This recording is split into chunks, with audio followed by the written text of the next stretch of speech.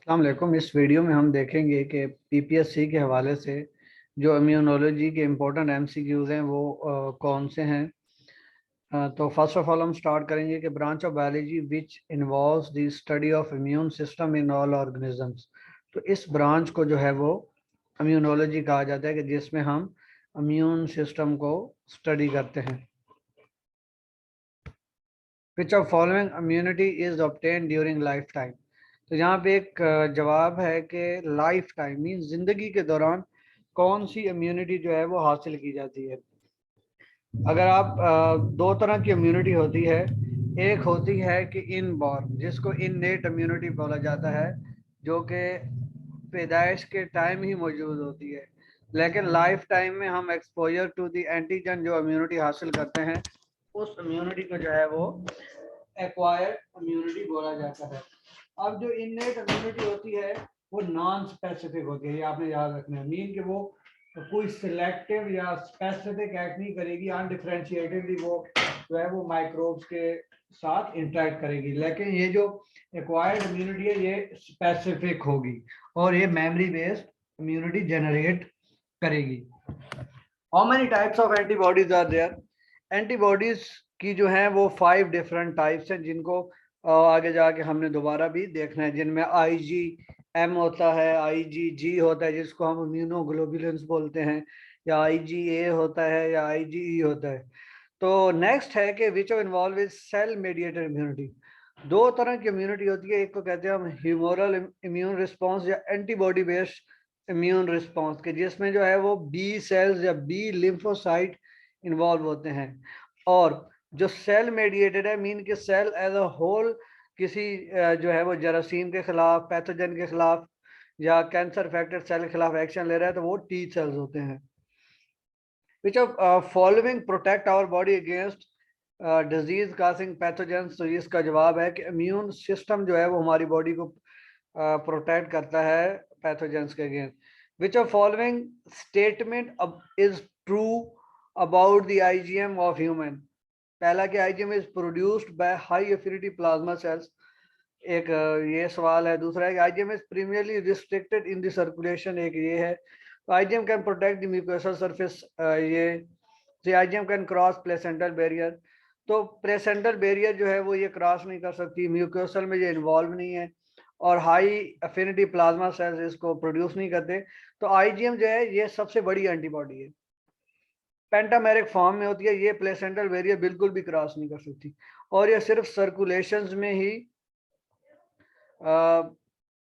हिस्सा ले सकती है, ब्लड सर्कुलेशन में ही मौजूद हो सकती है। और जब भी आपको फर्स्ट टाइम इन्फेक्शन हो तो सबसे पहली जो एंटीबॉडी प्रोड्यूस होती है वो IgM ही होती है। इंटरफेरोन आपको पता है एंटीवायरल यानी प्रोटीन है, और ये साइटोकाइन बैरियर्स हैं।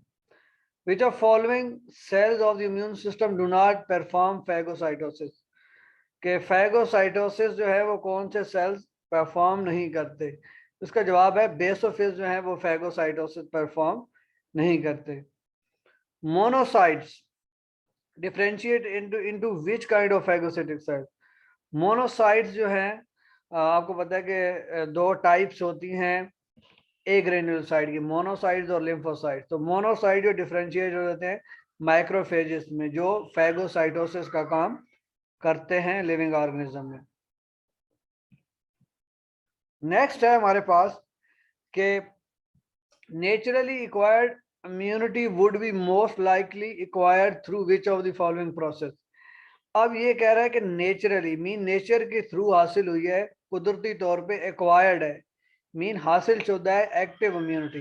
इम्यूनिटी की दो किस्में होती हैं, एक होती है एक्टिव इम्यूनिटी की जिसमें आप या तो वैक्सीन देते हैं या आप किसी जो है वो माइक्रो ऑर्गेनिज्म से नेचुरली एक्सपोज हों। तो दूसरे जो पैसिव होती है उसमें आपको एंटीबॉडीज जो हैं वो दी जाती हैं in the form of antisera.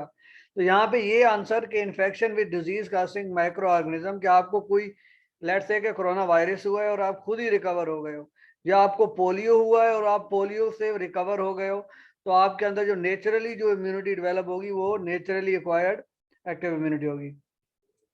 Which of following conveys long lasting immunity. To the infectious agent. तो यहाँ पे हम ऑलरेडी बात कर चुके हैं कि लॉन्ग लास्टिंग मेमोरी बेस्ड जो इम्यूनिटी होगी वो नेचुरली एक्वायर्ड एक्टिव इम्यूनिटी होगी, ठीक है। मीन कि अगर हम एक्टिव इम्यूनिटी की बात करेंगे तो वो हमारे पास जो है वो लॉन्ग लास्टिंग होगी, ठीक है। कुछ सब्सटेंस होते हैं कि will not stimulate immune response unless they are bound to a larger molecule. इन छोटे मॉलिक्यूल्स को इम्यूनोलॉजी की टर्मिनोलॉजी में हेप्टेन बोला जाता है कि जब तक इनको किसी बड़े मॉलिक्यूल के साथ नहीं जोड़ा जाता, लेट्स से कि प्रोटीन के साथ। और एंटीजन को इम्यूनोजन भी बोला जाता है, ये भी आप याद रखें कि एंटीजन, इम्यूनोजन, या जो हमारे पास है कि फॉरेन पार्टिकल, ये सारे उस चीज के नाम हैं कि जिसके अगेंस्ट बॉडी कोई रिस्पॉन्स शो करेगी। हेप्टेन मॉलिक्यूल एक बहुत ही छोटा होता है कि ये इसको इम्यून सिस्टम एज सच इसके खिलाफ रिस्पॉन्स नहीं कर सकता, हम इसको किसी जब तक बड़े मॉलिक्यूल्स के साथ अटैच ना कर दें। बी एंड टी सेल्स, जिनको हम लिम्फोसाइट्स भी कहते हैं, जो ये स्टेम ब्लड स्टेम सेल से प्रोड्यूस होते हैं, लेकिन कहाँ पे, तो जवाब है इसका बोन मैरो। तो B cell mature in again bone marrow में ही मेच्योर होते हैं, लेकिन जो टी सेल्स हैं उनकी मैचुरेशन कहाँ पे होती है, जवाब है GALT और थाइमस ग्लैंड में इनकी जो है वो मैचुरेशन होती है। Which are following immune molecules are most effective at destroying intracellular pathogens, कि सेल के अंदर मौजूद पैथोजन जो हैं, क्योंकि ये टी साइटोलिटिक टी सेल्स, और ये सेल्स को डिस्ट्रॉय करेंगे, और ये ही मोस्ट इफेक्टिव हैं कि जब जो सेल के अंदर ही इन्फेक्शन हो जाए। A microbe with reduced virulence that is used for vaccination is considered. Microorganism को जो है हम एटेन्युएट कर देते हैं, मीन लेस पैथोजेनिक बना देते हैं, या पैथोजेनिक एबिलिटी उनकी खत्म करके उनको वैक्सीन के तौर पे इस्तेमाल करते हैं। B cells that produce and release large amount of antibodies। तो ये बात B सेल्स जब भी, आपको पता है ये जो है वो मेमोरी B सेल्स होते हैं, प्लाज्मा B सेल्स होते हैं। B लिम्फोसाइट जब एंटीजेंस को देखेंगे तो वो दो किस्म के सेल्स बनाएंगे, एक मेमोरी B सेल्स के वो लॉन्ग लास्टिंग मेमोरी बनाएंगे, और प्लाज्मा B सेल्स के जिनका काम ये है कि वो एंटीबॉडीज प्रोड्यूस करेंगे। नेक्स्ट हमारे पास है कि specificity of an antibody is due to. Antibody की अगर हम बात करें तो एंटीबॉडी की दो चेन होती हैं, कि दो हैवी और दो लाइट चेन, ठीक है। अब जो दो लाइट चेन और हैवी चेन जो हैं, उनके जो एक रीजन होता है वो कांस्टेंट रीजन है, मीन वो फिक्स रहेगा, ठीक है, उसको FC रीजन भी बोला जाता है। दूसरा जो रीजन है कि जहां पे एंटीजन ने बाइंड करना है वो होता है वेरिएबल रीजन, या V रीजन के तौर पे भी हम उसको जाहिर करते हैं। In agglutination reactions the antigen is a whole cell, ठीक है, कि पूरा सेल ही एंटीजन है। And precipitation reaction the antigen is a soluble molecule, कि जब ये एंटीबॉडी के रिएक्शन है कि जब एंटीबॉडी किसकी एंटीजन के साथ कंबाइन करेगी, तो अगर वो एग्लूटिनेशन रिएक्शन हो रहा है तो क्या होता है कि वो पूरा सेल एंटीजन के तौर पे काम करता है, लेकिन अगर प्रेसिपिटेशन रिएक्शन है तो एंटीजन जो है एक सॉल्युबल मॉलिक्यूल की फॉर्म में। बी सेल किससे एक्टिवेट होते हैं, तो डेफिनेटली B है, T है, दोनों ही एंटीजन से ही एक्टिवेट होंगे। Fusion between a plasma cell and tumour cell, ये जो अब हम प्लाज्मा सेल को जो एंटीबॉडी प्रोड्यूसिंग सेल है कैंसर सेल के साथ जोड़ते हैं, तो ये हाइब्रिडोमा टेक्नोलॉजी है। तो इसके थ्रू हम एंटीबॉडीज को क्या कहते हैं, प्रोड्यूस करते हैं। पॉलीक्लोनल और मोनोक्लोनल एंटीबॉडीज, दो इनकी ये भी एक टाइप्स हैं कि मोनोक्लोनल एंटीबॉडीज का क्वेश्चन है कि monoclonal antibody recognise a single epitope, mean single antigen को ये रिकॉग्नाइज करेंगी, ठीक है, तो इनको कहा जाएगा monoclonal antibody. Cell mediated immunity is carried out by, ये रिपीटेड है कि सेल मेडिएटेड हमेशा जो है वो T सेल्स करेंगे, और ह्यूमरल इम्यूनिटी या एंटीबॉडी बेस्ड इम्यूनिटी जो है वो B सेल्स इसको कैरी आउट करेंगे। नेक्स्ट, कि ability of immune system to recognize self antigen versus non self antigen। अब ये सवाल भी इंटरेस्टिंग सवाल है कि बॉडी, आपको पता है कि बॉडी का इम्यून सिस्टम जो है, हमारे अंदर भी प्रोटीन है, सेल्स हैं, डिफरेंट किस्म के मॉलिक्यूल है।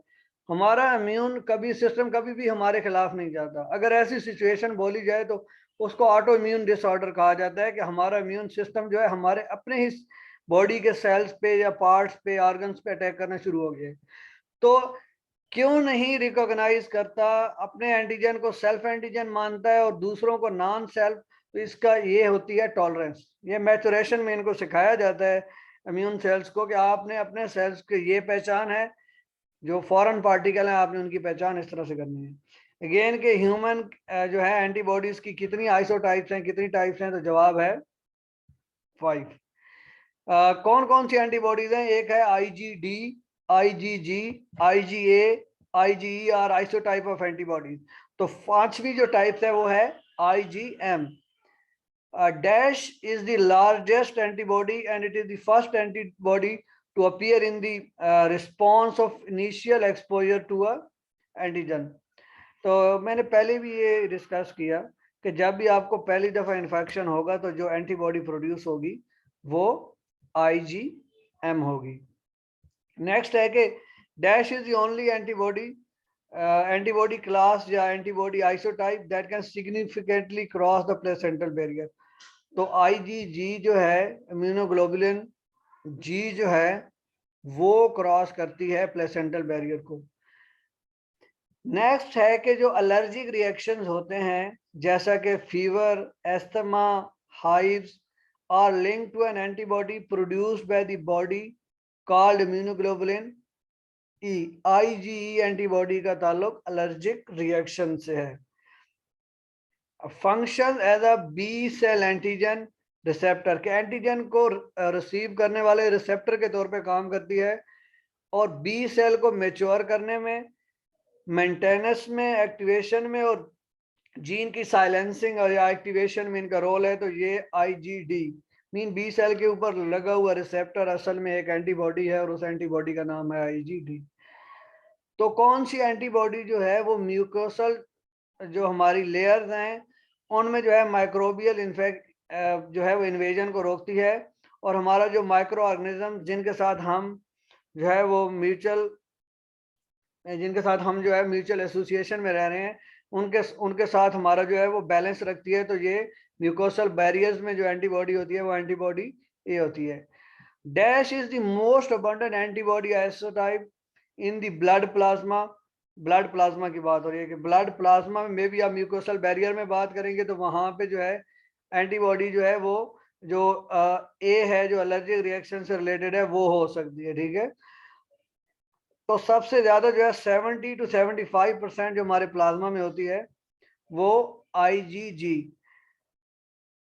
कौन से सेल्स हैं जो वायरस इन्फेक्टेड सेल्स को किल करते हैं, और एंटीवायरल साइटोकाइन जैसा कि इंटरफेरॉन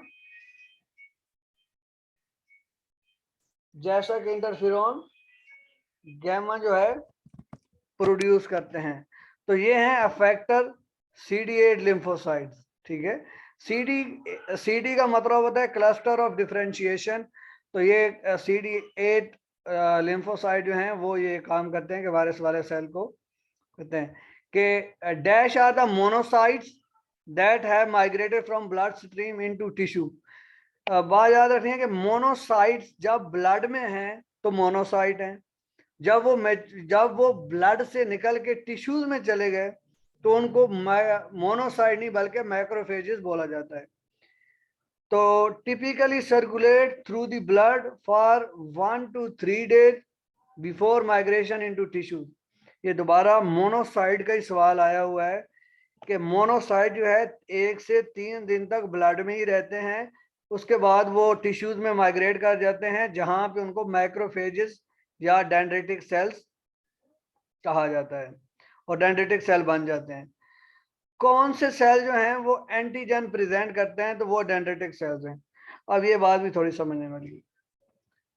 अब बी सेल और टी सेल जो हैं वो एंटीजन को पहचानते हैं, ये डेंड्रिटिक सेल, मैक्रोफेजेस, न्यूट्रोफिल ये नहीं पहचानते। ये फॉरेन पार्टिकल को देखेंगे उसको एनगल्फ कर लेंगे, लेकिन एनगल्फ करने के बाद ये प्रोसेस करेंगे और उसके टुकड़ों को एडाप्टिव इम्यून रिस्पॉन्स जो कि बी और टी लिम्फोसाइट बनाते हैं उनको प्रेजेंट करेंगे कि इस तरह का जो है एंटीजन आया है, आप मेमोरी बना लें, मुस्तकबिल में आपके काम आएगी।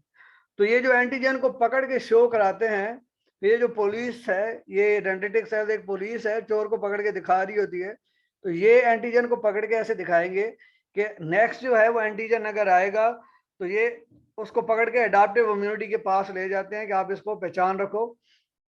हिस्टामीन जो एक इन्फ्लेमेशन केमिकल है released by dash as an immune response and later degraded by primarily 2 enzymes. तो मास्ट सेल जो हैं वो सिक्रीट करते हैं हिस्टामीन को।